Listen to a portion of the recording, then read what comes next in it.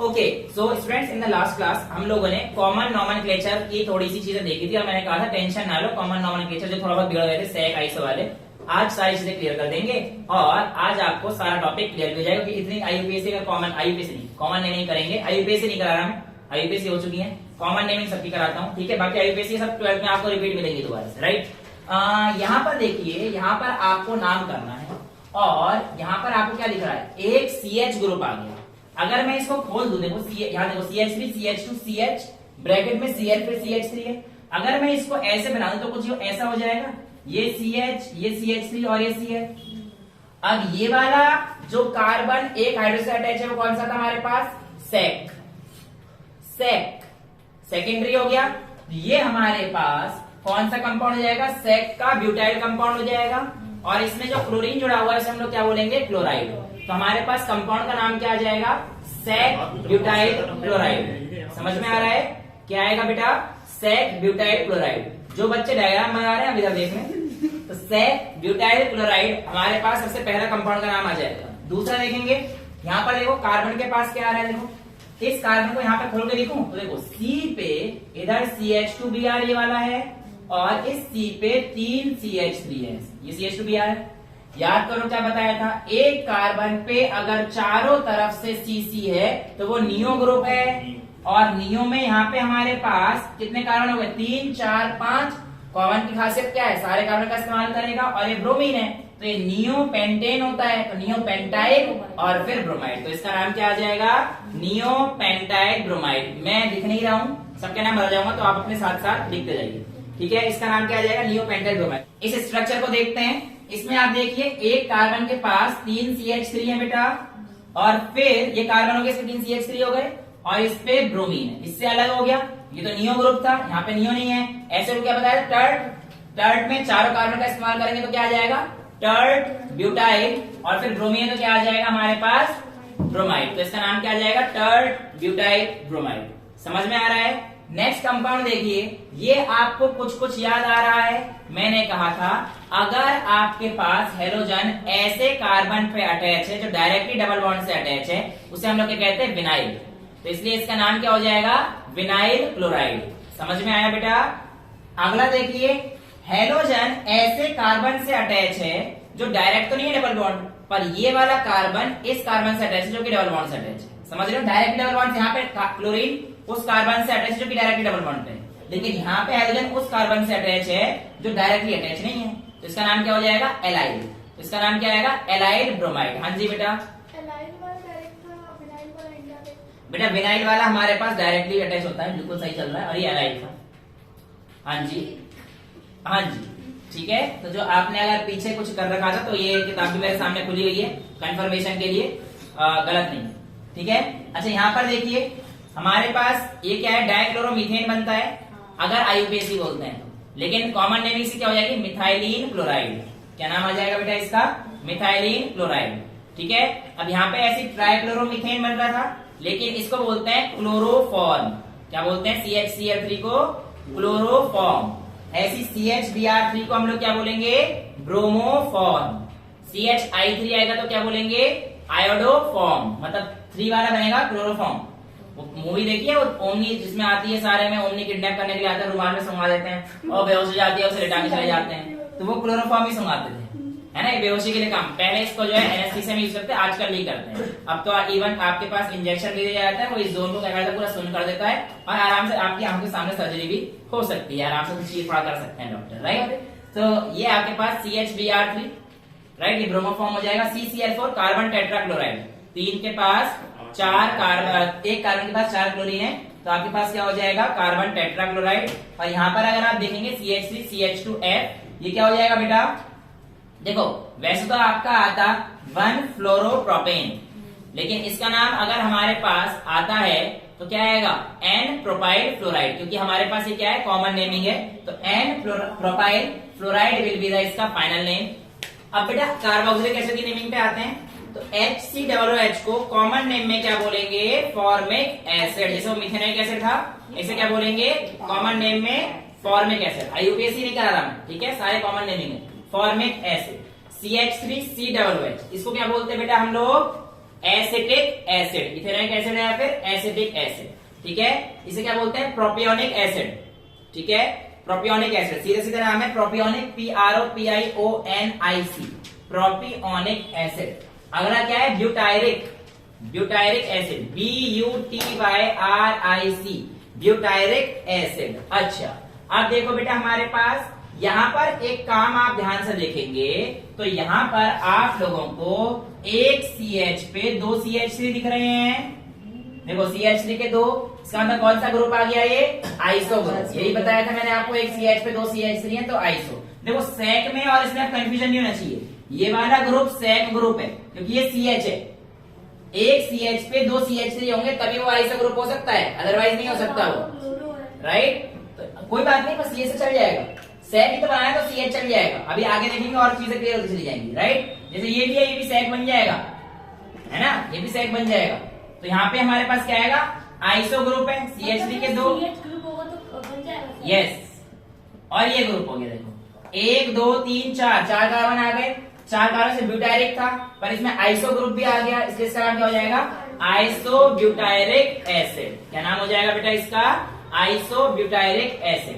अब इसके बाद यहाँ पर देखिए ये COOH, ऐसे COOH, 2 COOH जब कंपाउंड हमारे पास इस तरीके से जुड़ते हैं एक साथ तो इसको हम लोग कहते हैं ऑक्सैलिक एसिड। क्या नाम है बेटा इसका?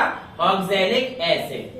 एक CH2 अगर बीच में आ जाता है, इनके बीच में बाधा पहुंचाने, तो इसे क्या कहते हैं हम लोग? Malonic acid. क्या बोलते हैं? Malonic acid, MALONIC, malonic acid. याद करने का अभी इसके निमोनिक्स वगैरह बनाने अपने आप बनाए ना, बाकी मैं देख लूंगा, मिल जाएंगे तो बता दूंगा आप लोगों को। तो एक आ गया तो मेलोनिक एसिड, 2 आ गए तो इसे कहते हैं succinic acid, SUCCINIC, succinic acid. उसके नीचे अगर मेरे पास 3 आ गए तो उसे कहते हैं glutaric acid, GLUTARIC, glutaric acid. 4 आ गए तो उसे कहते हैं एडिपिक एसिड। क्या बोलेंगे बेटा 4 वाले को? Adipic acid.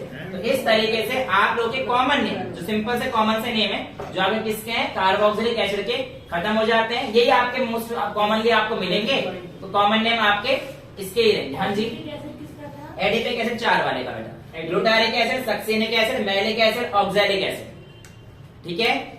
तो ये आप लोगों से पूछे जाते हैं और यही आप लोगों को काम भी आएंगे। 12th में यही आपको कॉमन नेम मिलेंगे, इवन 12th की बुक में ये सारी चीजें आपको मिल जाएंगी, ठीक है। नेक्स्ट हम लोग चलते हैं बेटा, इसको हम लोग क्या बोलते हैं? मिथाइल अल्कोहल, मिथेनॉल बोलते थे कॉमन नेमिंग IUPAC में, इसको बोलते हैं मिथाइल अल्कोहल। अगले वाले को क्या बोलेंगे बेटा? ऐसी देखो, वैसे तो प्रोपेनॉल था लेकिन यहाँ पर नॉर्मल प्रोपाइल N यूज कर देंगे तो इसका नाम क्या हो जाएगा? N प्रोपाइल अल्कोहल, पूरा नाम आ जाएगा। जैसे मिथाइल अल्कोहल, मिथाइल लेते तो N प्रोपाइल अल्कोहल। अच्छा, अब ये वाला जो ग्रुप है, अब बताओ ये सेकेंडरी है या फिर ये सेकेंडरी है? कैसे पता पड़ेगा? ये वाला सेकेंडरी है फिर ये वाला सेकेंडरी है? हाँ, नीचे वाला ऊपर वाला। ऐसे पेन कर रही है, मुझे क्या दिख रहा है? फिर कहते कि मैं तो पेन किया था। नीचे वाला, ये वाला नहीं है, नहीं। CH यहाँ पे भी है, लेकिन बेटा इस CH पे 2 CH3 है। देखो एक CH पे अगर 2 CH3 है तो वो ग्रुप कैसा बन जाएगा? Iso group. तो इसका नाम क्या जाएगा? Iso propyl alcohol. ये वाला बेटा आइसो प्रोपाइल। देखो ना यहाँ पे एक CH पे 2 CH3 बताया मैंने, यही तो कहानी बताई है आपको कि एक CH पे 2 CH3 कहाँ गया? घूम गया पर इधर भैया, एक C पे 2 CH3 था तो ये आइसो ब्यूटायरिक एसिड बना था ना।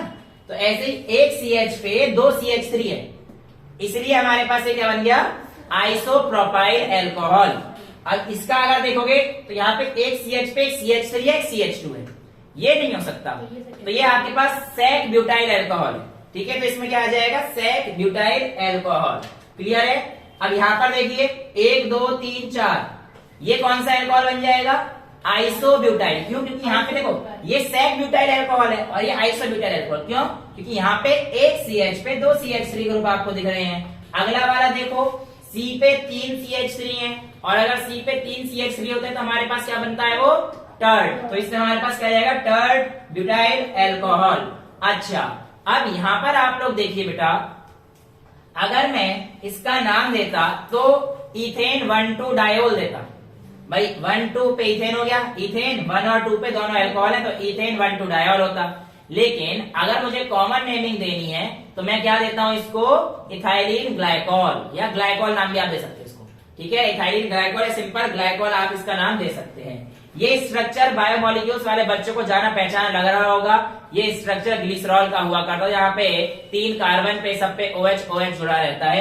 तो ये स्ट्रक्चर आपके पास किसका रहता है, ग्लिसरॉल। और इसका अगर IUPAC नेम देनी होती तो क्या रहता, प्रोपेन 1,2,3 ट्रायोल, राइट। लेकिन इसकी कॉमन नेमिंग देनी है, तो कॉमन नेमिंग में इसका नाम क्या हो जाता है बेटा मेरे पास, ग्लिसरॉल। यहाँ तक किसी को कोई दिक्कत है?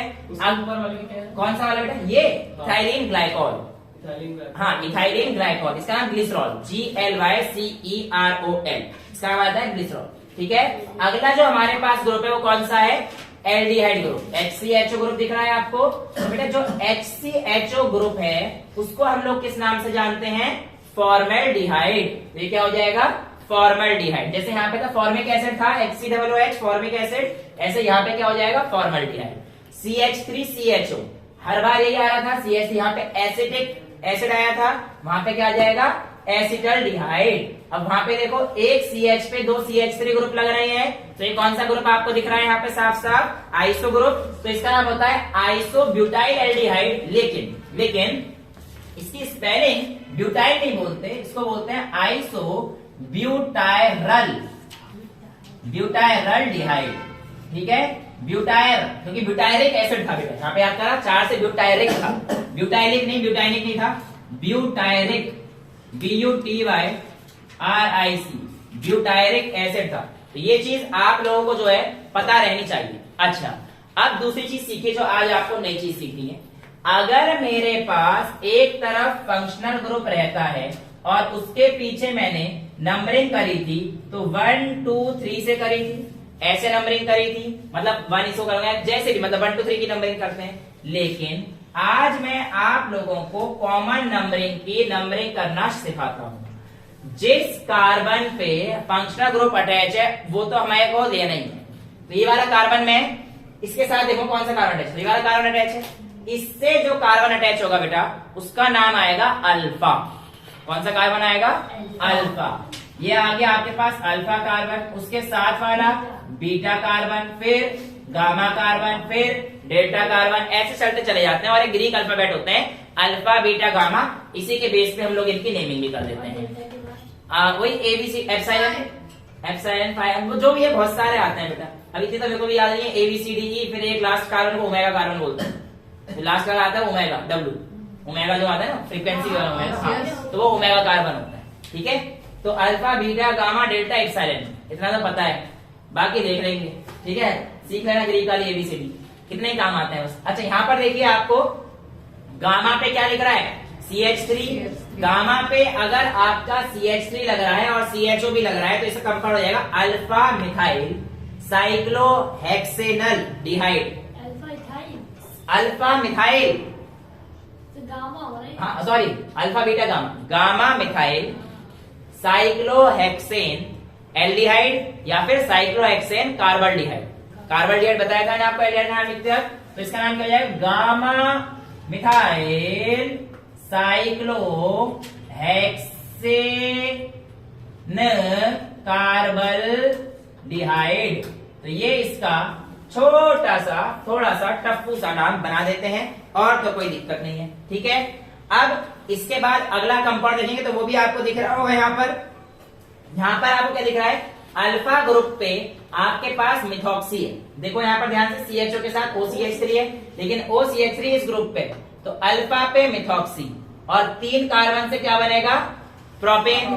तो इसका नाम आ जाएगा अल्फा मिथॉक्सी प्रोपियोनल डिहाइड। क्या आएगा बेटा, अल्फा पे मिथॉक्सी, समझ में आ गया काम, अल्फा मिथॉक्सी प्रोपियोनल डिहाइड।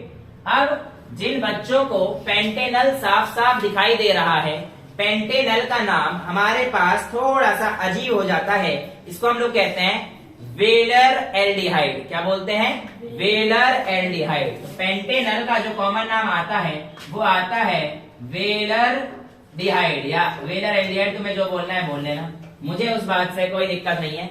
यहाँ पर आप लोगों से 2-3 चीजें पूछी जाती है, इसका नाम पेंटेनल।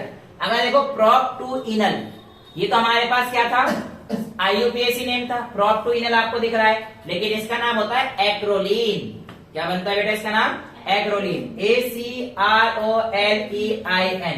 ठीक है, इतना चीज समझ में आया किसी को? यहां तक तो कोई दिक्कत नहीं है। CH3COCH3 ये हमारे पास होता है बेटा, वैसे तो प्रोपेन 2 था, लेकिन इसको हम लोग बोलते हैं एसीटोन। क्या बोलते हैं?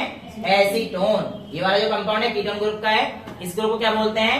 Acetone group. और लास्ट में आपको दिख ही रहा होगा हमारे पास है तो CH3CO CH2 CH3।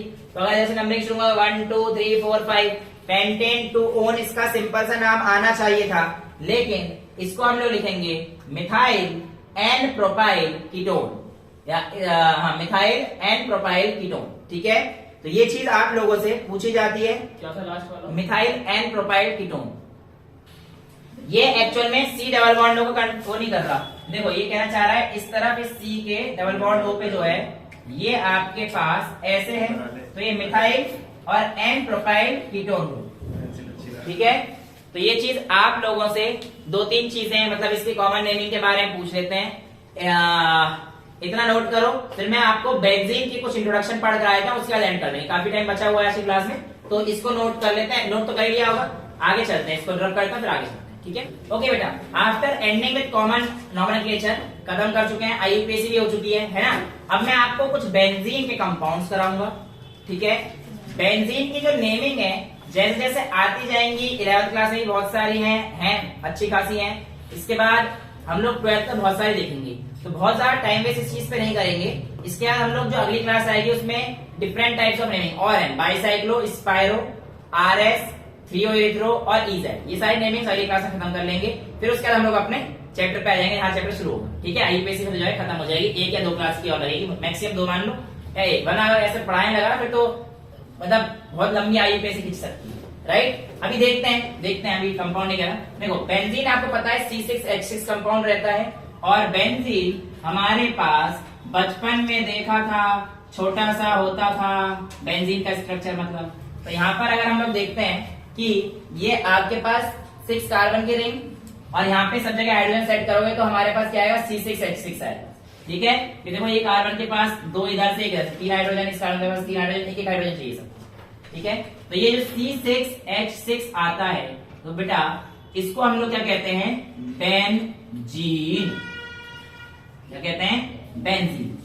बेंजीन के ऊपर अलग अलग चीजें लगने से बेंजीन का नाम चेंज होता चला जाता है, और वो स्ट्रक्चर क्या होता है इस चीज को आज हम लोग देखते हैं। ठीक है, बेंजीन के ऊपर अगर बेटा एक CHO ग्रुप लग जाता है, क्या लग जाता है? पहले CH3 से शुरुआत करते हैं, CH3 से।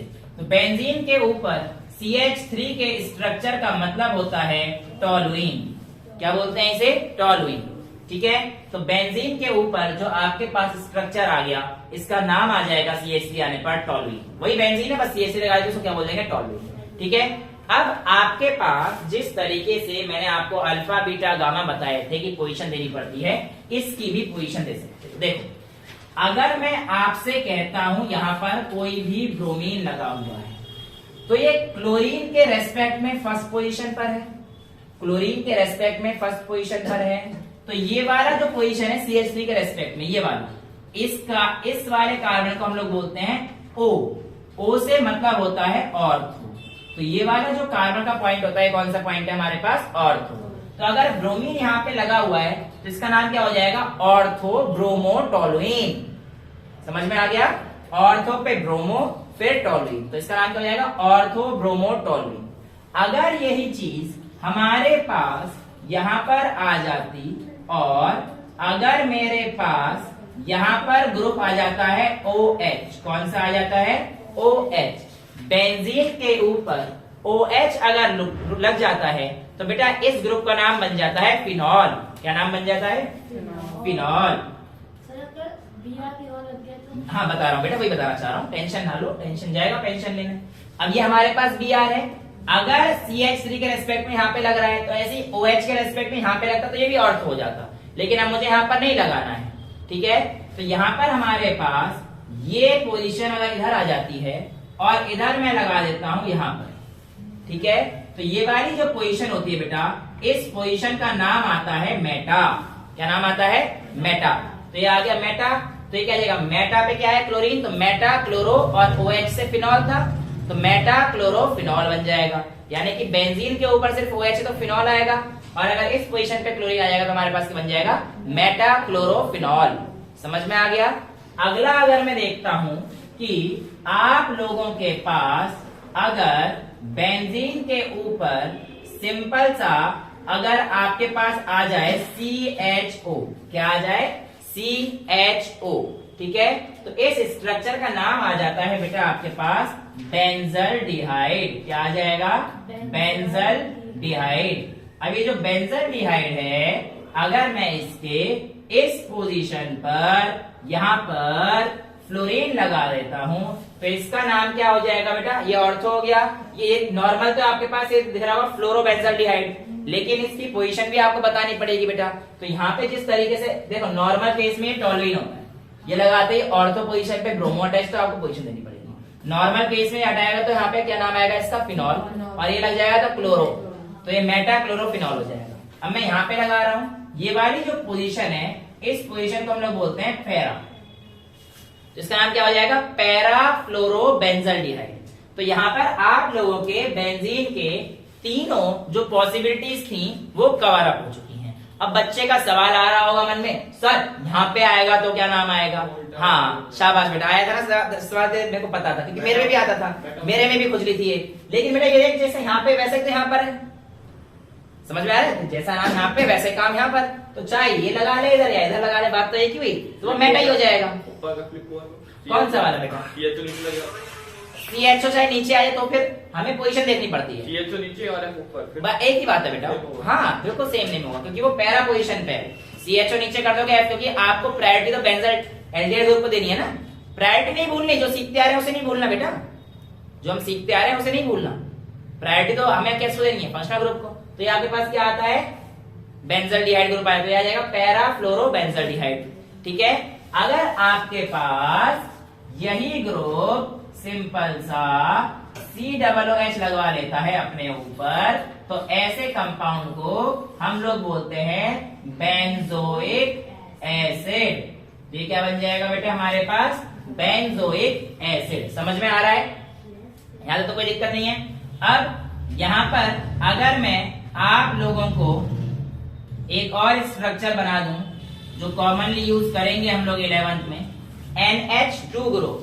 तो ये जो आपके पास NH2 ग्रुप है, वैसे NH3 आपको देखने को मिलेगा जनरली, तो ये जो NH2 ग्रुप अगर बेंजीन के ऊपर लग जाता है, इसे कहते हैं हम लोग एनिलीन। क्या बोलते हैं, एनिलीन,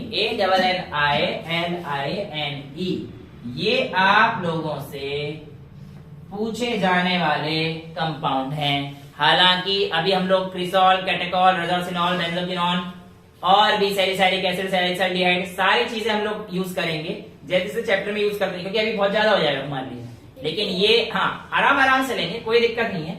ये जो नेमिंग है आपको ये पता होनी चाहिए। अब जैसे यहाँ पर आपको मैंने बता दिया कि ऑर्थो मेटा पैरा है, इतना काफी है ना। अच्छा मैं आपसे कहूं कि अगर मैंने आप लोगों को ये कंपाउंड दे दिया ऐसा, और मैंने आपसे कहा बताओ ये फ्लोरीन ऑर्थो पे है, मेटा पे है या पैरा पर है, बताइए क्या आंसर आएगा आपका, मेटा पर। बेटा शाबाश, गलत है। ऐसे आप एक के रेस्पेक्ट में ऑर्थो मेटा पैरा बता ही नहीं सकते हो, पहले मेरे पास कुछ होगा उसके रेस्पेक्ट में बता सकता हूँ, ठीक है। तो अगर मेरे पास फ्लोरीन यहाँ पर है तो मेरे को यहाँ पे कुछ लगा के दो, उसके रेस्पेक्ट में ऑर्थो मेटा पैरा होता है। यानी कि ऑर्थो मेटा पैरा कहाँ पे होता है, जब कोई भी एक चीज फिक्स हो जाती है, जैसे यहाँ पे फिक्स कर दी मैंने, मान के चलो CH3।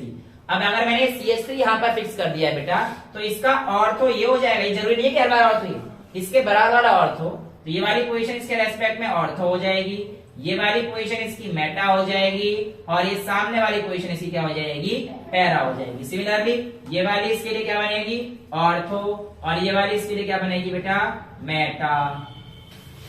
ठीक है, समझ में आता है। तो इस तरीके से आपके पास आपके बेंजीन, उनके कुछ कंपाउंड जो आप लोग मेजरली यूज करेंगे, और कुछ कॉमन नेमिंग जो आप लोगों को पता होनी चाहिए, वो आप लोगों के सामने मैंने बता दी हैं। आज के लिए इतना ही रखते हैं। That's all for today. Thank you so much.